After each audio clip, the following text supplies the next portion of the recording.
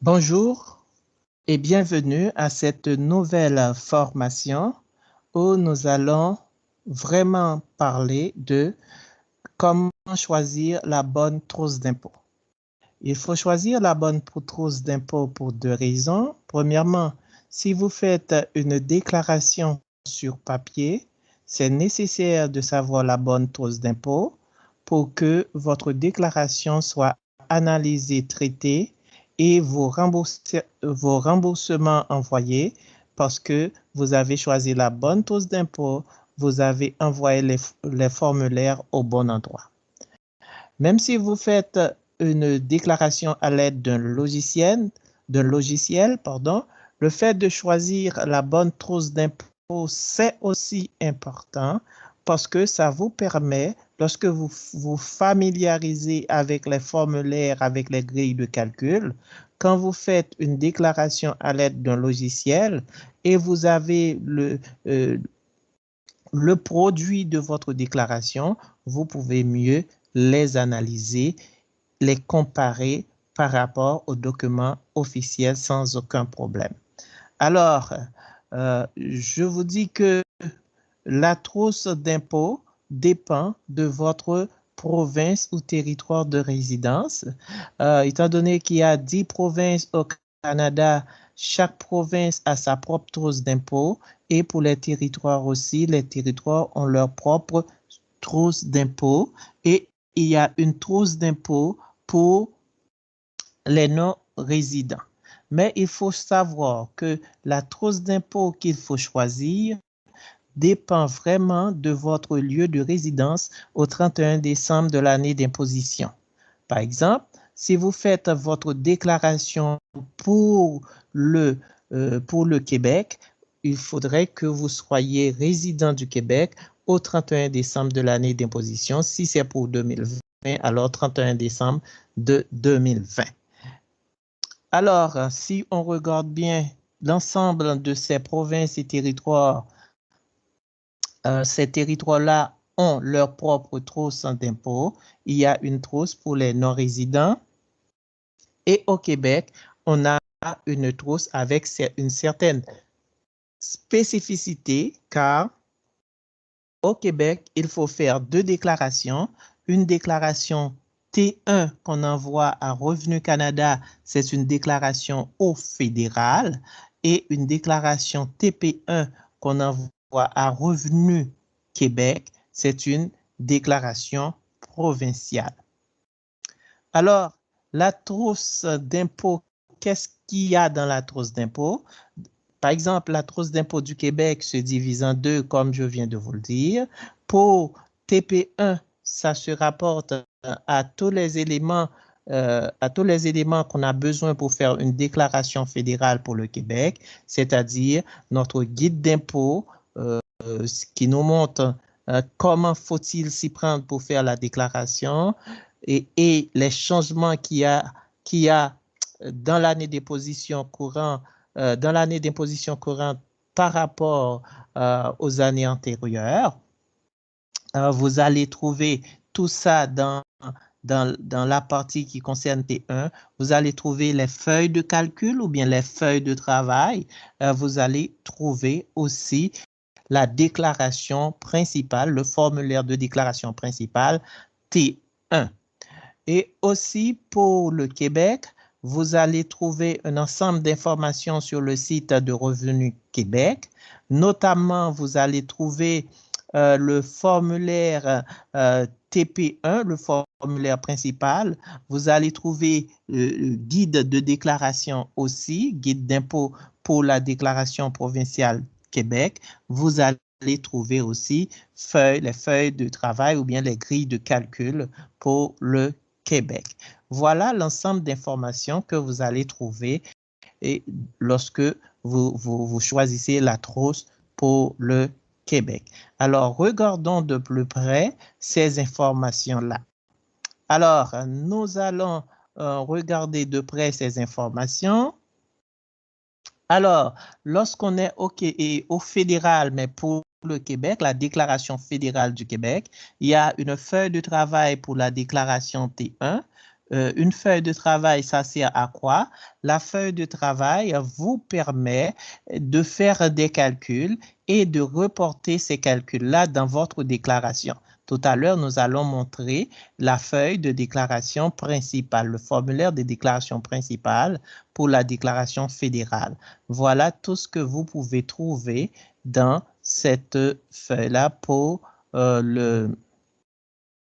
faire la déclaration au fédéral pour le Québec. Et ici, on a notre feuille de travail pour la déclaration. Et ensuite, vous avez guide d'impôts et de prestations au fédéral, mais pour le Québec toujours. Alors, on a notre guide. Ce guide-là est important car c'est ce guide-là qu'il faut suivre lorsqu'on fait une déclaration, surtout pour voir les éléments qui ont changé par rapport aux années antérieures afin de ne pas faire d'erreur. Ce guide vous donne un ensemble de directives pour pouvoir mieux remplir votre déclaration. Ensuite, vous avez, j'ai déjà dit que vous avez ça, la feuille de travail. J'ai déjà dit que vous avez le guide. Maintenant, vous avez le document proprement dit, le document principal pour faire la déclaration. C'est sur ce formulaire-là qu'on appelle le formulaire T1. C'est sur ce formulaire-là que vous allez faire la déclaration de revenus et de prestations fédérales, mais pour le Québec, que vous devez envoyer ce formulaire-là à Revenu Canada. Mais c'est une déclaration d'impôt pour le Québec, mais envoyée à Revenu Canada, car c'est le formulaire T1. Alors, qui est divisé en plusieurs parties, en plusieurs étapes. Étape 1, c'est identification et autres renseignements.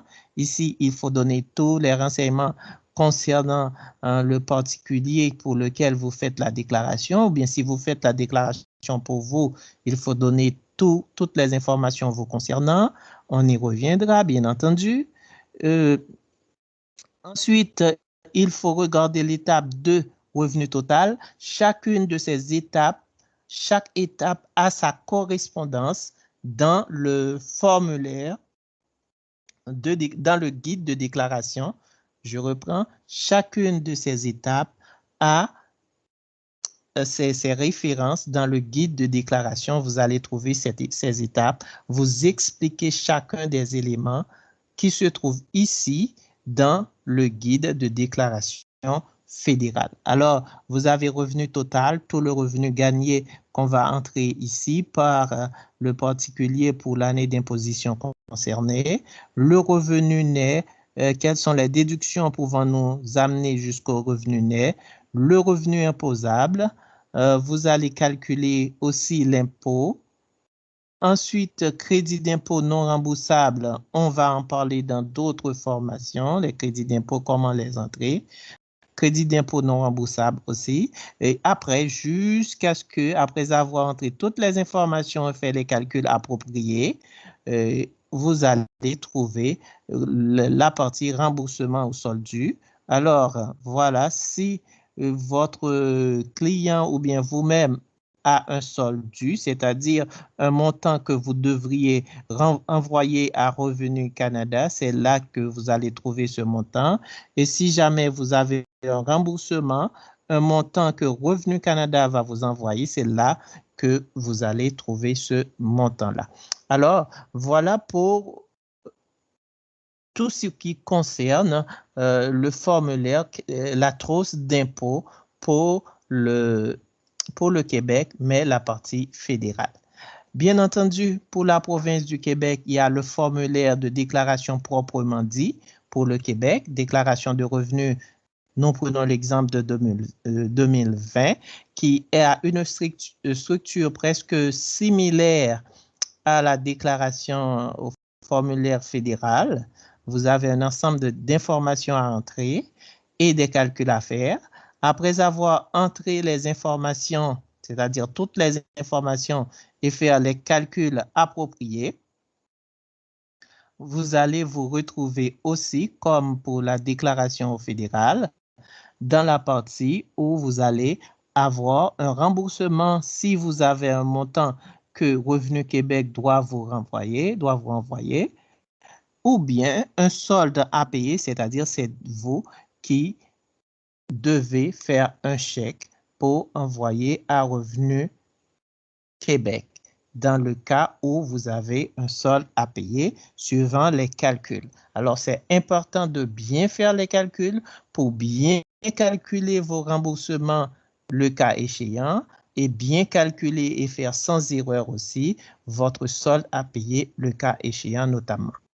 Alors, pour bien remplir ce formulaire, vous avez des annexes, annexes A, B, C, etc. Ici, on a présenté une de ces annexes. Ces annexes nous permettent de faire des calculs et en fonction de ces calculs-là, on va envoyer toute l'information calculée dans le formulaire principal qu'on vient de montrer ici. Ici, c'est le formulaire principal qu'on appelle le formulaire TP1 pour faire la déclaration. Comme je viens juste de le montrer, ici, c'est l'annexe A. Il en existe à plusieurs. C'est juste à titre d'exemple.